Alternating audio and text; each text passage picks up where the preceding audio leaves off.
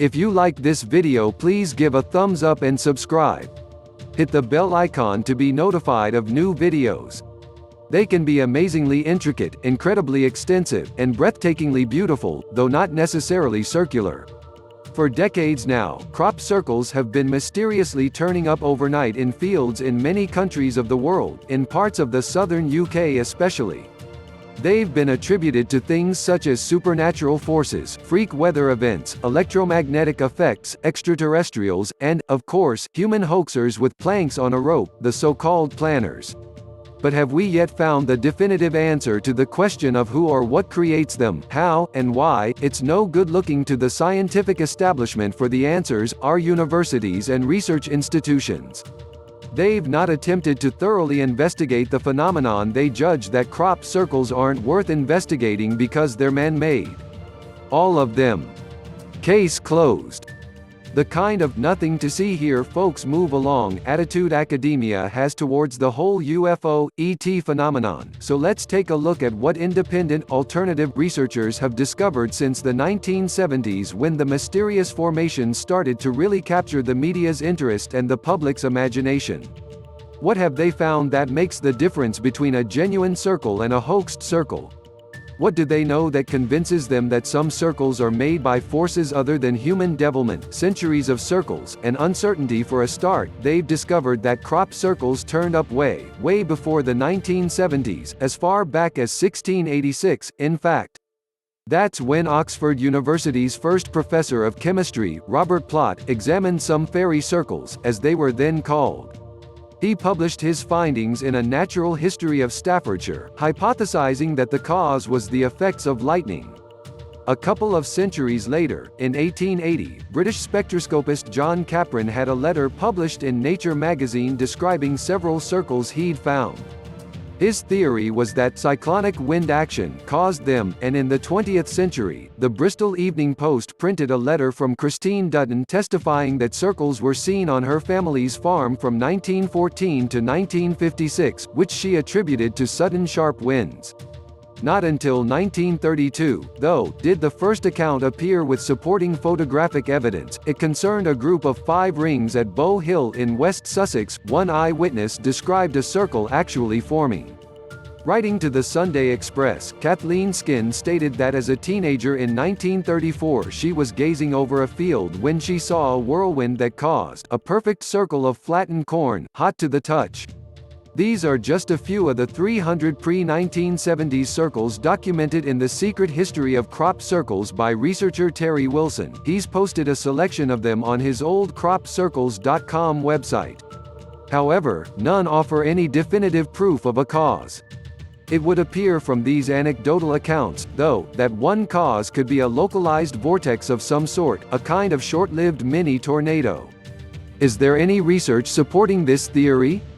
There is. It's one among a handful of contemporary theories. Spud UFO, like, of course, the UFO, ET crop circle formation theory is the one that most fires the public's imagination, and journalists' keyboards. But where did the idea come from that UFOs and ETs are involved in the first place? Is there any evidence at all for a connection? It's difficult to pin down when the link between UFOs and crop circles was first made, but whatever link was already in the public's mind by 1963 could only have been reinforced by the high-profile UFO event in July of that year. So high-profile, it was mentioned in Parliament, documented by the Mod, and reported by the BBC. A mysterious circular depression about 1 foot deep, 8 feet wide, and with a 3 feet deep hole at its center appeared in a potato crop on Manor Farm in Charlton, Wiltshire, known as the Carlton Crater. Witnesses saw unusual aerial activity, including an orange light streaking through the night sky. A farm worker heard an explosion at 6 a.m., and the crater was discovered a few hours later. Unlike a crop circle, though, the plants were completely missing, no leaves, no stalks, and no roots. The police were called, who in turn summoned an army bomb disposal unit. Interviewed later, the farm owner commented, "The thing was heavy enough to crush rocks and stone to powder. I believe that we've received a visit from a spaceship from another world." After several days of digging down into the crater, the army came up with nothing, apart from a lump of rock they thought was a meteorite.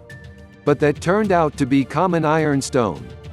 They quit, admitting they couldn't explain what made the crater. The matter was closed. Naturally, speculation about a UFO landing and taking off invoked the media's interest, including the BBC, who sent the Sky at Night TV program presenter and astronomer Patrick Moore to investigate. Moore later wrote to New Scientist magazine about the crater. But he also wrote about several crop formations he saw in nearby wheat fields. He thought it looked like the crater and circles were caused by something coming from the sky, the wheat having been flattened by severe air currents from that something. Though he thought it unlikely to have been a satellite or aircraft fragment or flying saucers from Uranus, Saturn, Alpha Centauri or some other world. Those of you familiar with the iconic Cadbury Smash mashed potato TV ad featuring belly-laughing ETs might chuckle at the thought of a UFO leaving behind the Carlton crater after making off with a few pounds of spuds for research purposes. The incident actually featured in the 2006 Channel 5 documentary The British UFO Files. It disclosed that significant parts of the official MOD case file on the event remain secret, which might lead to suspicions that investigators unearthed something more than just a lump of ironstone. Nesting UFOs in Oz. Another high-profile connection between UFOs and circles occurred a few years later, in 1966, near Tully in Australia. A farmer claimed he was passing by a lagoon thick with swamp grass reeds when he saw a saucer-shaped object about 25 feet wide slowly rise from it and then disappear at phenomenal speed. When he went to take a closer look, he found a circle of swirling water in which there were no reeds at all. But when he returned later, he found that where the circle of swirling water was, there had now come to the surface a circular bed of floating swamp grass reeds configured in a clockwise radial pattern.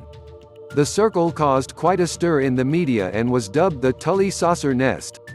Similar formations turned up in years that followed. The circle wasn't formed in a crop, so, no, strictly speaking, it wasn't a crop circle. And, since no fledgling saucers were evident, neither was it a nest. But the story made good newspaper copy anyway, ETS with balls. In the intervening years, though the UFO crop circle connection has become more entrenched in popular culture, there's never been any hard evidence for it produced. However, numerous people have testified to seeing incandescent orbs of about 12 inches diameter flying around crop formations, balls of light or so-called bowls. These, some have speculated, are extraterrestrial in origin, perhaps controlled from an unseen UFO. You can find numerous YouTubes purporting to show these bowls in action, the most famous being the Oliver's Castle footage.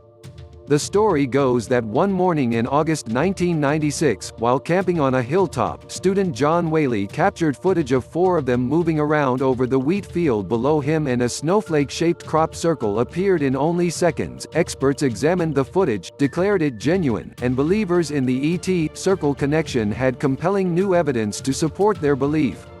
However, detractors subsequently attempted to debunk the footage, none more publicly than the History Channel, who aired a documentary in 2005 in which they interviewed the guy who shot the footage. He claimed that his name was actually John Wabe, not John Whaley, that he wasn't a student but actually worked for a video production studio, and that the whole thing was a hoax. Here's a clip from the documentary showing the original Bulls footage and the interview. Though the History Channel would seem to be a credible source, doubts have since been raised about the documentary maker's intent, whether they set out to genuinely inform or simply debunk and disinform. Was John Wabe even who he says he was, or was he an imposter? 2. Earthlings, from ET. So, what should we make of the crop circles that purport to be messages from ETs to humanity? As in the case of the famous Chabolton and Sparsholt formations, in August 2001, in a field adjacent to the Chabolton Radio Telescope, Hampshire, appeared a formation different to any seen before, a grid of cells, each with varying amounts of upright and flattened crop. Meaningless at ground level, it made sense only when viewed from high above, an image of a humanoid face. The cells were like the halftone dots of an image on newsprint. A very clever crop circle, or crop rectangle, indeed, but then, 6 days later in the same field, up popped another rectangle. Again, clumps of the crop in a cellular grid. But from above, this one looked like the Arecibo message, a transmission sent in 1974 from the Arecibo radio telescope in Puerto Rico to star cluster M13 in our galaxy. The Arecibo message contained binary digits formatted to pictorially convey basic data about Earth and humanity to any ETs out there able to receive and understand it, but the Chibbolton message was designed to give the impression that ETs had replied to the Arecibo message in kind, conveying data about their planet and species.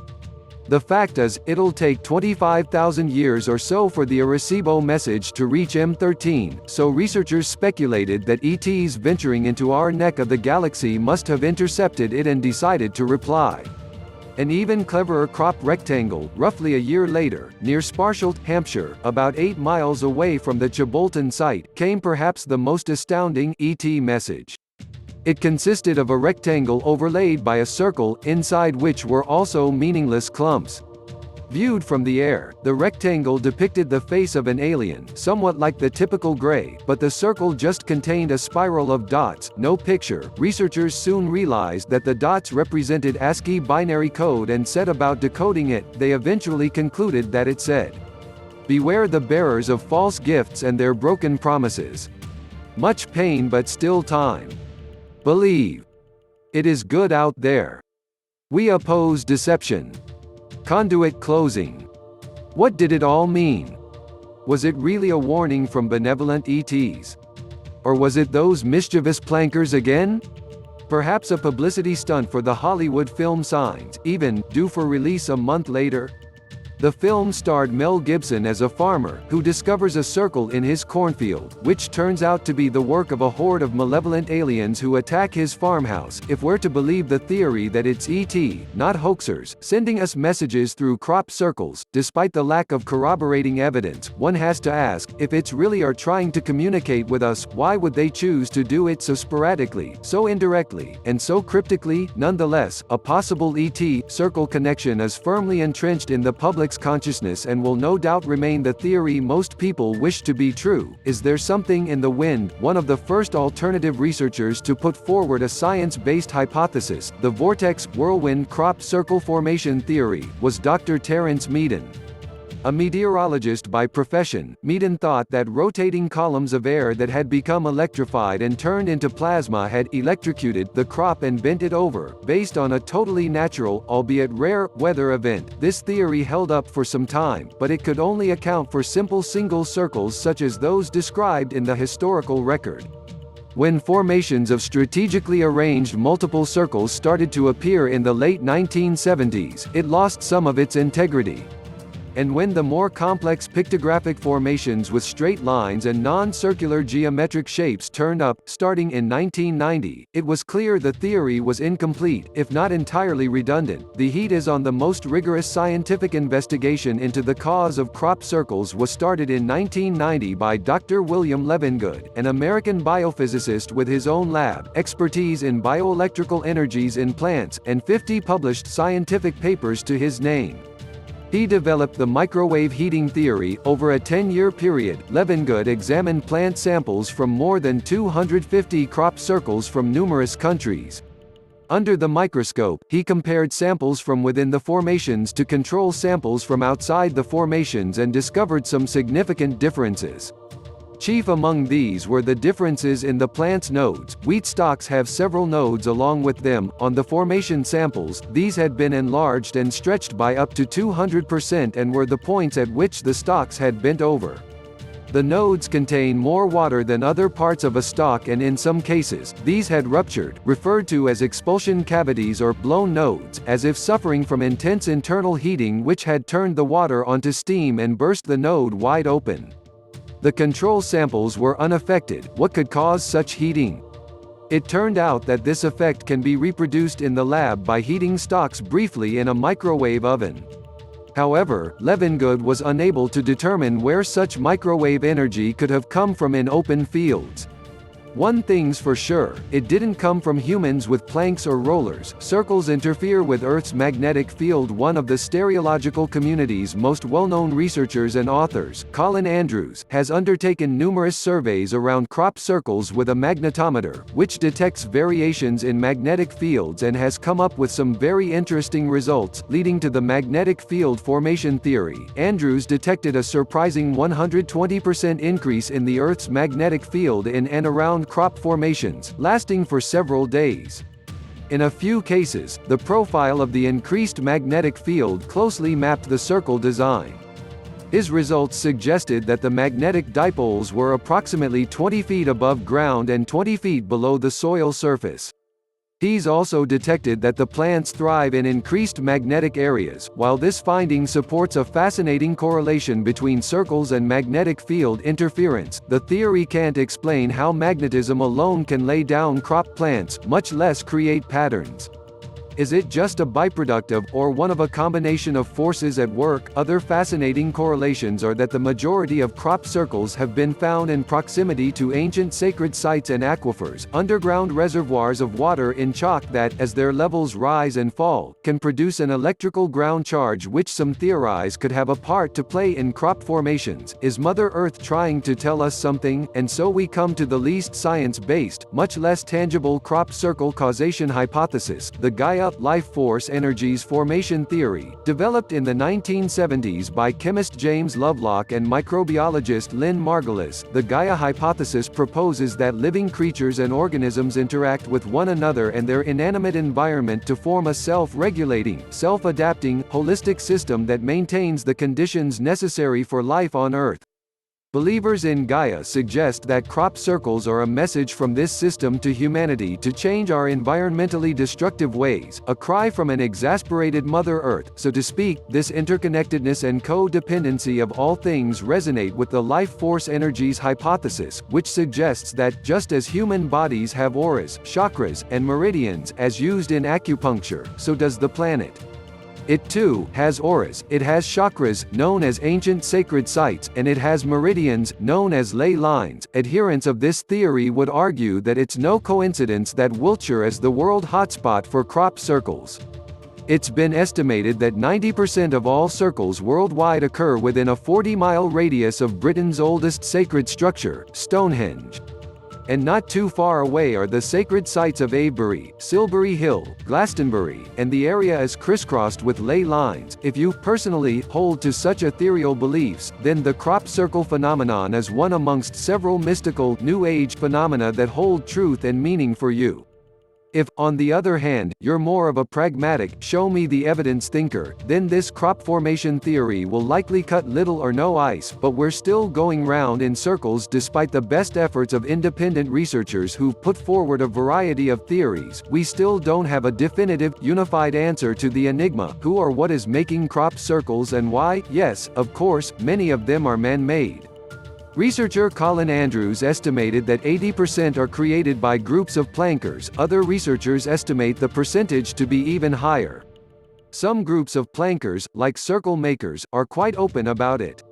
Their skills are so refined that they've published the Field Guide, The Art, History and Philosophy of Crop Circle Making, in which they reveal their methods, and they're regularly commissioned by companies wishing to promote a brand.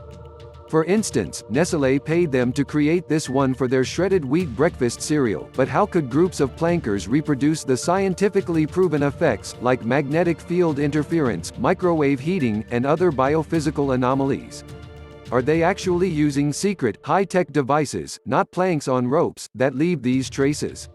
Some researchers have gone as far as questioning whether plankers have been recruited by the military or other government agencies as part of a long-term disinformation campaign, to muddy the waters around a phenomenon that does have a natural or otherworldly basis. One researcher, Richard D. Hall, has uncovered evidence of a connection between circle makers ringleader John Lundberg and MI5, as he explains in parts 5 and 6 of his video Crop Circles, The Hidden Truth. Whether you believe or not that crop circles are all man-made, made, that the government is complicit in obfuscating the truth that supernatural or extraterrestrial forces are in play, one thing's for sure, they're likely to keep us enthralled to their ingenuity and splendor for years to come, and keep farmers in despair at the serial graffiti in their fields.